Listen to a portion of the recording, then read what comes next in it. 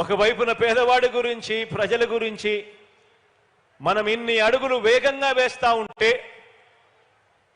మరోవైపున ఒక ఒంగోలే కాదు, ఏ జిల్లాను చూసినా బాబు పేదలకు ఇళ్ల స్థలాలు ఇవ్వలేదు. మనం ఇస్తుంటే బాబు అసూయ దాగటం లేదు. ప్రతి జిల్లాలో బాబుది ఇదే దుర్మార్గం. పేదల ఇంటి నిర్మాణాన్ని అడ్డుకుంటూ కేసులు వేయించడం ఆయనకు సహజ అలవాటుగా కూడా మారింది.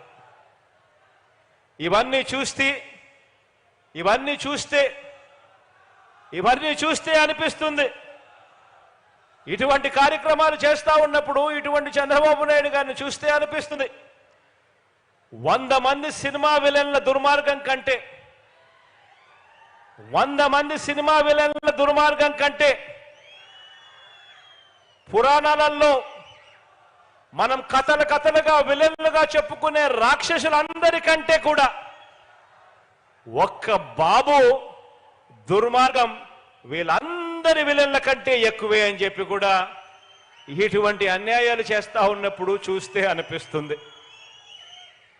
ఎందుకు అనిపిస్తుంది ఇంత బాధ అంటే దానికి కారణం ఏమిటంటే, చివరికి అమరావతి అని వీళ్ళు చెప్పుకుంటా ఉన్న వీళ్ళు చెప్పుకుంటా ఉన్న రాజధాని, అటువంటి రాజధాని అమరావతి అని చెప్పి వీళ్ళు చెప్పుకుంటా ఉన్న రాజధానిలో చివరికి అమరావతిలో పేదలకు ఇళ్ల స్థలాలు ఇస్తుంటే అక్కడ ఇవ్వటానికే వీల్లేదని, పేదలకు అక్కడ ఇళ్ల స్థలాలు ఇస్తే డెమోగ్రఫిక్ ఇంబ్యాలెన్స్ వస్తుందట.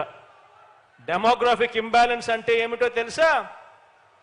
పేదలకు అమరావతిలో ఇంటి స్థలాలు ఇస్తే కులాల మధ్య సమతౌల్యం దెబ్బతింటుంది అని ఏకంగా నిస్సిగ్గుగా ఈ పెద్ద మనిషి కోర్టుల్లో సైతం కేసులు వేసి కేసుల్లో కూడా వాదించాడు అనంటే, ఇటువంటి వ్యక్తి ఇంత అమానుషంగా కోర్టులో తన లాయర్లను పెట్టి వాదించాడు అనంటే, ఇన్ని దుర్మార్గాలు చేసి కూడా బాబు ప్రజా జీవితంలో జంకు గొంకు లేకుండా ఉండగలుగుతా ఉన్నాడు అనంటే, ఇంతకన్నా అన్యాయం ఎక్కడైనా ఉంటుందా అని ఆలోచన చేయమని అడుగుతా ఉన్నా.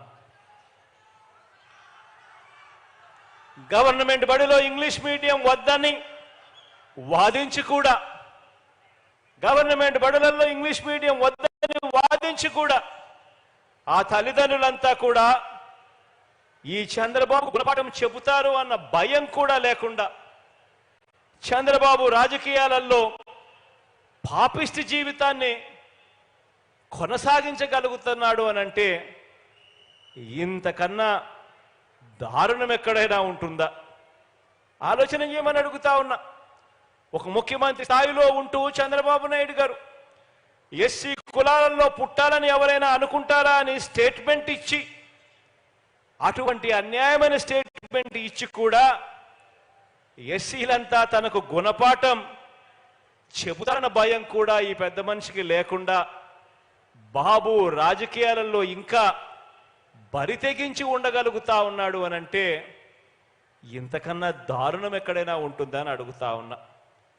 బీసీల తోకలు కత్తిరిస్తా కబడ్దారని కూడా బాబు ఈ రాష్ట్ర రాజకీయాలలో బీసీలంతా తనకు గుణపాఠం చెబుతారన్న భయం కూడా లేకుండా అలాగే ఉండగలుగుతా ఉన్నాడు అనంటే, ఇంతకన్నా దారుణం ఎక్కడైనా ఉంటుందా అని ఆలోచన చేయమని అడుగుతా ఉన్నా.